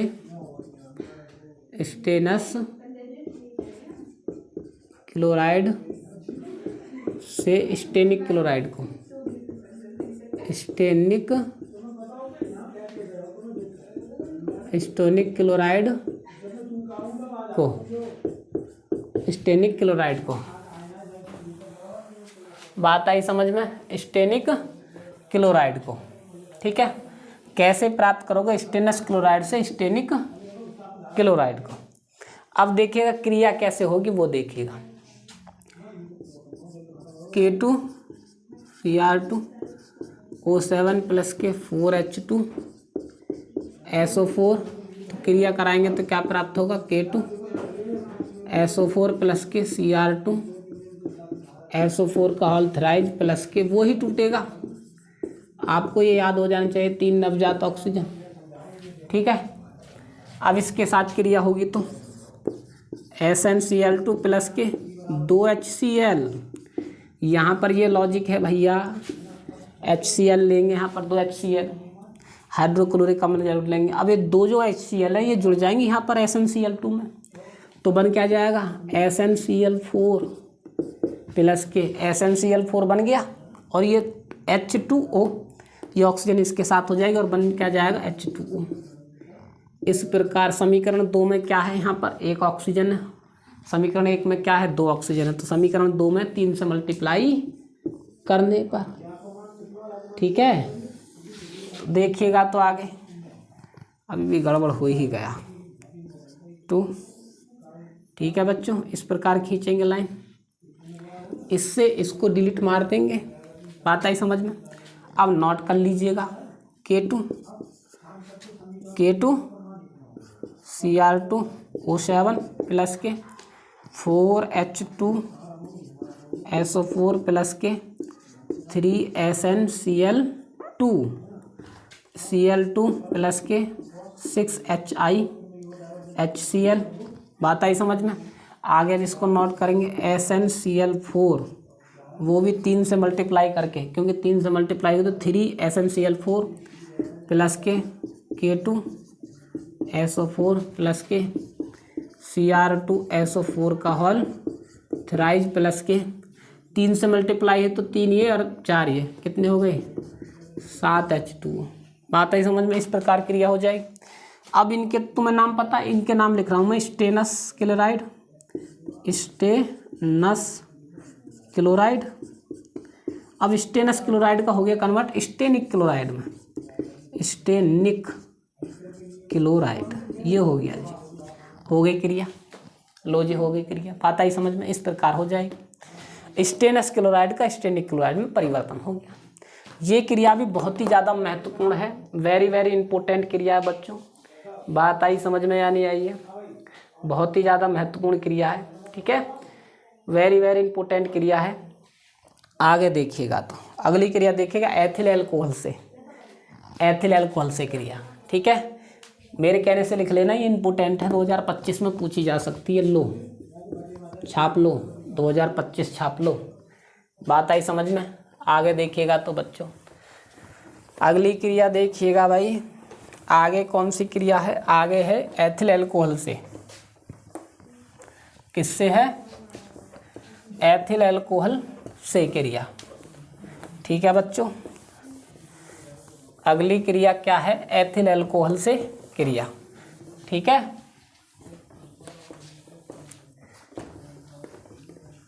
अगली क्रिया डालेंगे क्या? एथिल एल्कोहल के साथ क्रिया, ठीक है। अगली क्रिया क्या डालेंगे? C2H5OH के साथ क्रिया, ठीक है बच्चों। Very very important, very very important. कैसे प्राप्त करोगे? कैसे प्राप्त करोगे? किससे? पोटेशियम डाइक्रोमेट से। क्या? कैसे प्राप्त करोगे? एथिल अल्कोहल से एसिटिक अम्ल, या फिर कैसे प्राप्त करोगे? पोटेशियम डाइक्रोमेट से एसिटिक अम्ल। दो प्रकार से पूछा जा सकता है, कैसे प्राप्त करोगे? कैसे प्राप्त करोगे एथिल अल्कोहल से, एथिल अल्कोहल से एसिटिक अम्ल CH3COH को, ठीक है। या फिर कैसे प्राप्त करोगे? अगला क्वेश्चन होगा बच्चों, कैसे प्राप्त करोगे पोटेशियम डाइक्रोमेट से, पोटेशियम डाइक्रोमेट से क्या? एसिटिक अम्ल को, एसिटिक अम्ल को। बात आई समझ में? दो क्वेश्चन है ये, क्या आपको करना, और ये 3 स्टेप में क्रिया होगी, ये 3 स्टेप में क्रिया होगी। इसको देखिएगा कैसे करेंगे, गौर से देखिएगा, इंपॉर्टेंट क्रिया है। K2Cr2O7 प्लस के 4H2SO4, इसके साथ क्रिया होगी तो K2SO4 प्लस के Cr2SO4 का होल थ्राइज प्लस के 4H2O प्लस के 3 नवजात ऑक्सीजन, ठीक है। ये क्या है? सल्फ्यूरिक अम्ल। ये क्या? पोटेशियम डाइक्रोमेट है। इसकी क्रिया होगी तो ऑक्सीजन होगा, नवजात ऑक्सीजन। बात आई समझ में? अब हम क्रिया करवाएंगे एथिल अल्कोहल के साथ क्रिया। आगे देखिएगा, एथिल अल्कोहल के साथ CH2OH एथिल अल्कोहल है, नवजात ऑक्सीजन के साथ क्रिया होगी तो क्या होगा? ये H2, ये पूरा हाइड्रोजन यहाँ से निकल जाएगा, H2O ऐसे, और ये ऑक्सीजन जुड़ जाएगी, बचेगा क्या? CH3C और ये H और ऑक्सीजन। क्या बन गया? एसिटिल्डिहाइड। और एसिटिल्डिहाइड का फिर दोबारा ऑक्सीकरण होगा बच्चों, एसिटिल्डिहाइड का फिर दोबारा से ऑक्सीकरण होगा तो क्या प्राप्त हो जाएगी? एसिटिक अम्ल, COOH। लो जी हो गई एसिटिक अम्ल, ठीक है। इस प्रकार यहाँ पर डंडा खींचिएगा ऐसे, ठीक है जी। एसिटिल्डिहाइड से एसिटिल्डिहाइड कैंसिल, ठीक है। और क्या है इसमें? अब 2 से मल्टीप्लाई कर दो, क्योंकि 2 ये है, 1 ये है, 2 और 1 3 हो गई ना। अब तो इससे इसको डिलीट मार दो, अब नोट कर लो, है नहीं वेरी वेरी इंपॉर्टेंट क्रिया। 2025 डाल ही लो भैया। अब आप कहेंगे कि सर जी सबके लिए 2025 कहते हैं, जो महत्वपूर्ण है जिस पर मैंने 2025 लिख दिया है, फिर जिस पर मैंने वेरी वेरी इंपॉर्टेंट लिख दिया, तो उसमें से पेपर आता है। ये मेरा तजुर्बा नहीं है, मेरा ये अनुभव है, ये मेरा अनुभव है। और पिछले सालों से मैं केवल बोर्ड के बच्चों को ही पढ़ाता हूँ। 10th क्लास और 12th क्लास का मुझे कठोर अनुभव है। ठीक है, इसलिए मैं अपनी बढ़ाई नहीं कर रहा हूँ, मैं इसलिए आपको बता रहा हूँ। जिसको मैंने कह दिया वेरी वेरी इंपॉर्टेंट है या फिर 2025 डाल लिया तो ये समझो पेपर में पूछे जाने की पूरी संभावना है, हम पे विश्वास कीजिए आप लोग। बात आई समझ में? तो बच्चों अब देखिएगा तो नोट डाउन कैसे करेंगे हम। यहाँ पर K2 Cr2 O7 प्लस के 4H2 SO4 प्लस के बचेगा क्या, एथिल एल्कोहल CSOH। आगे क्रिया कैसे होगी, सबसे पहले इसको उतारो, 2 CH3COOH प्लस के आगे क्या करेंगे, K2SO4 प्लस के Cr2SO4 का होल थ्राइज, ठीक है। और 4 देखिएगा, एक तो यहाँ पर हाइड्रोजन, एक यहाँ पर है, 4 1 5 H2। इस प्रकार हो गया जी एथिल एल्कोहल से ये क्या आपकी एथिल एल्कोहल, और ये क्या एसिटिक एसिड, एसिटिक एसिड। बात आई समझ में? ये क्या था, ये तो बाकी इनके तो नाम आप जानते हैं। एक बार संतुलित और कर लो आप लोग, हाइड्रोजन गिन लो पहले पूरी कितनी है, 4 दूनी 8, 8 और 3 11 और 8 और 6 14 मान लो, ठीक है। इधर 14 है, इधर कितने, 3 दूनी 6 और 2, 3 दूनी 6 और 2 8, और 8 और 10 कितनी होगी, 18। इधर 18 बैठ रही हैं, उधर कितनी बैठ रही हैं बच्चों, उधर साइड में 14 बैठ रही हैं। तो क्या करेंगे अब करेंगे क्या, यहाँ पर 2 था, ठीक है जी, एक एसिटिल्डिहाइड करगी तो एक बची। ये एसिटिल्डिहाइड में 2 से मल्टीप्लाई की तो हमारी अभी एक बची ना एसिटिल्डिहाइड, यहाँ पर नोट कीजिएगा, ये एसिटिल्डिहाइड और नोट कर लीजिएगा, ठीक। अब बैठ जाएगी पूरी, ये हो गई पूरी कंप्लीट हो गई यार भाई। यहाँ से 2 से मल्टीप्लाई की तो दो तो ये भी हो गई ना एसिटिल्डिहाइड, तो एक एसिटिल्डिहाइड डिलीट हो गई, एक बची। बात आई समझ में? इस प्रकार क्रिया हो जाएगी, देखिएगा गौर से देख लीजिएगा भाई, महत्वपूर्ण क्रिया है, इस क्रिया को भी देख लीजिएगा बच्चों, ठीक है। आगे देखिएगा तो फिर किस प्रकार से करेंगे वो देखिएगा बच्चों, आगे देखिएगा, ठीक है। आगे देखेंगे अमोनियम क्लोराइड के साथ क्रिया, अगली क्रिया क्या लिखेंगे, अमोनियम क्लोराइड के साथ क्रिया, ठीक है। आगे देखिएगा प्यारे विद्यार्थियों, अमोनियम क्लोराइड के साथ क्रिया, ठीक है। ये जो वीडियो है, ये जो क्लास है हमारी बहुत ही महत्वपूर्ण क्लास है, ठीक है, और बहुत लंबी होने वाली है, बहुत लंबी क्लास है और महत्वपूर्ण क्लास है, ठीक है, ठीक है जी। आगे देखिएगा किसके साथ, अमोनियम क्लोराइड के साथ क्रिया, किसके साथ लिखेंगे, अमोनियम क्लोराइड के साथ क्रिया, ठीक है बच्चों। तो हेडिंग डालिएगा अमोनियम क्लोराइड के साथ क्रिया, और क्या बनेगा वो देखिएगा, ठीक है जी। लिखिएगा तो reaction of NH4Cl ammonium chloride के साथ, तो क्या होगी, K2 Cr2O7, ये 2 पद में नहीं होगी, NHCl, ठीक है, ये 2 पद में नहीं होगी। अब 2 से मल्टीप्लाई कर दीजिएगा यहाँ पर, तो 2 KCl निकल जाएगा प्लस Cr2O4 प्लस, और आगे क्या बचा बच्चों, 4H2O, ठीक है, क्योंकि 4 दूनी 8 था ना, 4H2 हो गया। बात आई समझ में या नहीं आई है, ठीक है जी। क्रोमिक ऑक्साइड में 3 होती है, सॉरी, ये क्या है बच्चों, क्रोमिक ऑक्साइड है ये भी क्रिया इंपॉर्टेंट है, ऐसी पूछ ली जाती हैं। संतुलित कीजिएगा, संतुलित करेंगे, नाइट्रोजन है, नाइट्रोजन N2 के रूप में निकल जाएगी, N2 के रूप में, ठीक है। क्रोमियम कितनी है, 2, क्रोमियम 2 है। ऑक्सीजन कितनी है, 7, ऑक्सीजन कितनी है, 4 और 3 7, ठीक है। हाइड्रोजन कितनी है, 8, हाइड्रोजन 8 है हमारी, सब चीज़ संतुलित है, ठीक है। इस प्रकार हो गया जी। अमोनियम क्या है, ये अमोनियम क्लोराइड, और ये क्या है बच्चों, पोटेशियम डाइक्रोमेट। लिखने की कोई आवश्यकता नहीं, प्रॉपर लिखता ही आ रहा हूँ, पुरानी पुरानी वीडियो से लिखता हुआ आ रहा हूँ। ठीक है, ये क्या सल्फर, ये क्या जल है और ये क्या नाइट्रोजन गैस है, उड़ जाएगी। ठीक है, इस प्रकार क्रिया हो जाएगी। इसको भी नोट डाउन कीजिएगा, महत्वपूर्ण क्रिया है बच्चों, इसको भी नोट डाउन कीजिएगा प्यारे विद्यार्थियों। और आगे देखिएगा फिर क्रिया, आगे देखिएगा। ठीक है, आगे क्रिया होगी बच्चों क्या, हाइड्रोजन परऑक्साइड के साथ क्रिया। क्या लिखेंगे, हाइड्रोजन परऑक्साइड के साथ क्रिया, H2O2 के साथ क्रिया।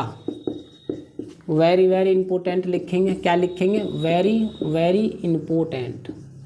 बात आई समझ में, क्या लिखेंगे, वेरी वेरी इंपॉर्टेंट क्रिया, बहुत ही ज़्यादा इंपॉर्टेंट क्रिया है बच्चों। तो देखिएगा किस प्रकार से होगी, किसके साथ क्रिया, हाइड्रोजन परऑक्साइड के साथ क्रिया होगी। ठीक है, हाइड्रोजन परऑक्साइड के साथ। तो देखिएगा K2 Cr2O7 प्लस के 4 H2O 2। ठीक है, और यहाँ पर 4 H2SO4 और ले लो, 4 H2SO4। ठीक है, इस प्रकार क्रिया करवाएंगे 4 H2SO4, या फिर आप लोग एक ही रहने दो, कोई दिक्कत नहीं, पहले संतुलित करके देख लेते हैं क्या बनेगा। K2SO4 प्लस के Cr2O5 प्लस के, ठीक है बच्चों, Cr2O5 प्लस के, हाइड्रोजन कितनी 8 है, 8 जो 10 है, तब 5H2O। इसका नाम क्या, chromium di peroxide, chromium di peroxide, chromium di peroxide. ठीक है, ये क्या है, पोटेशियम सल्फेट है, पोटेशियम सल्फेट। ठीक है, वो आप जानती हो क्या, वाटर है। इसका नाम लिख देते हैं हाइड्रोजन परऑक्साइड। क्या है, हाइड्रोजन परऑक्साइड।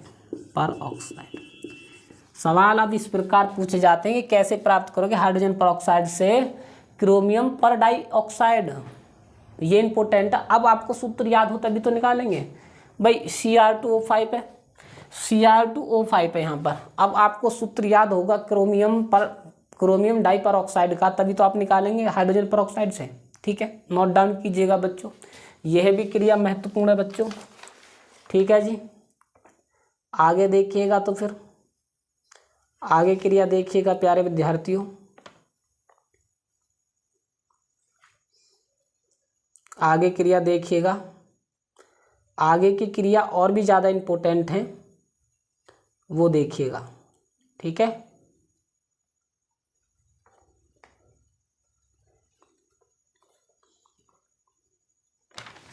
ठीक है बच्चों, आगे की क्रिया देखिएगा, इसको नोट कीजिएगा भाई, इसको नोट कीजिएगा। ठीक है, इसको नोट करेंगे बच्चों, और मैं रफ करने वाला हूँ अब।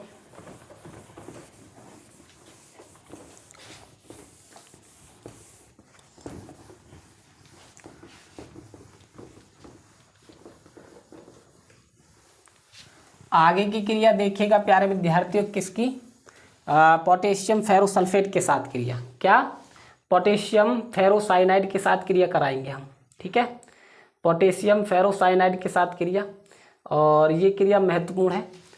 तो लिखिएगा K4FeCN का होल 6 के साथ क्रिया।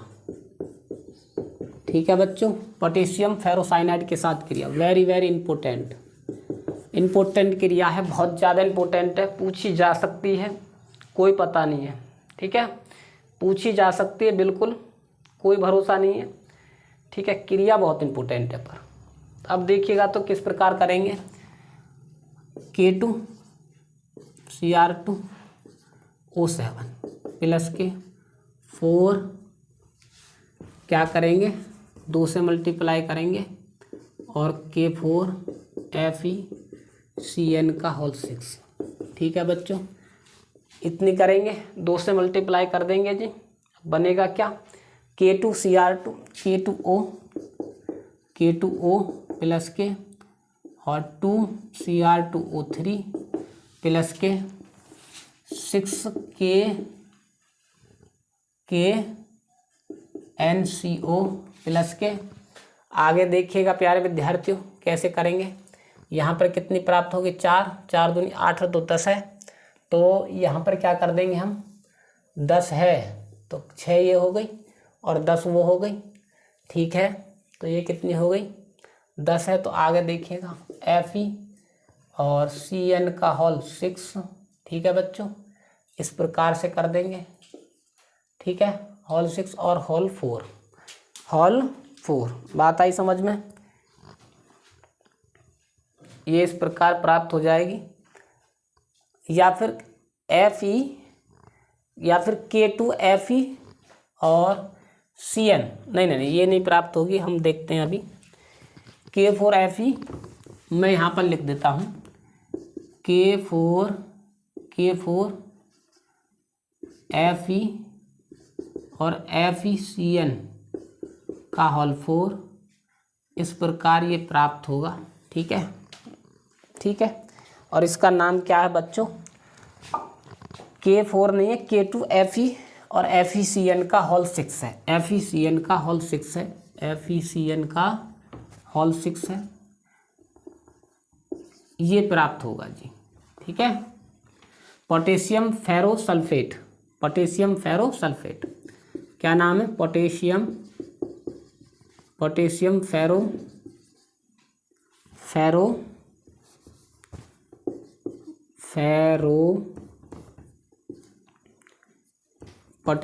फेरोसल्फेट। देखिएगा इसकी क्रिया बहुत खतरनाक है, इसकी क्रिया एक एक क्रिया बहुत ही ज़्यादा खतरनाक है, ठीक है। उसका नाम क्या, पोटेशियम साइनेट, इसका नाम क्या, पोटेशियम साइनेट,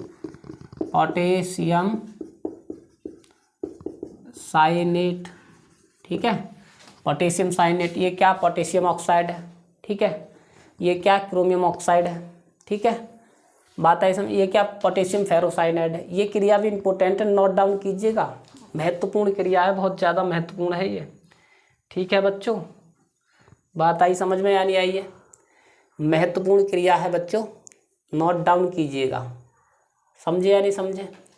अब आगे देखिएगा प्यारे विद्यार्थी, आगे क्या लिखेंगे, पोटेशियम डाइक्रोमेट के उपयोग, क्या लिखेंगे, यूज, ठीक है। यूज देखिएगा ये किस किस के रूप में आता है उसको देखिएगा, इसको मैं अब कर रहा हूँ भाई, मुझे बोर्ड की आवश्यकता पड़ेगी। यूज में देखिएगा प्यारे विद्यार्थियों, नंबर 1 यूज लिखिएगा, क्या लिखेंगे जी आप लोग, वो देखिएगा। नंबर 1 यूज में लिखिएगा प्यारे विद्यार्थियों, किसमें, गुणात्मक विश्लेषण में अभिकर्मक के रूप में। नंबर एक लिखेंगे गुणात्मक विश्लेषण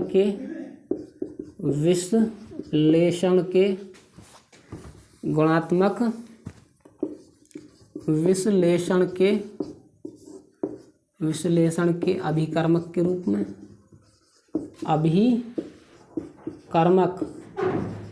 के रूप में, ठीक है बच्चों।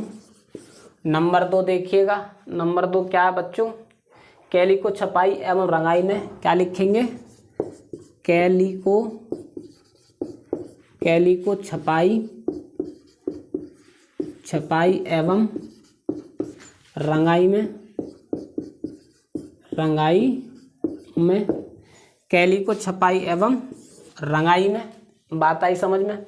अगला नंबर लिखिएगा प्रबल ऑक्सीकारक के रूप में, क्या लिखेंगे बच्चों, प्रबल ऑक्सीकारक के रूप में, प्रबल ऑक्सीकारक के रूप में, बात आई समझ में। आगे क्या लिखेंगे बच्चों, प्रबल ऑक्सीकारक के रूप में, आगे लिखेंगे फोटोग्राफी में जिलेटिन के रूप में। आगे क्या लिखेंगे, फोटोग्राफी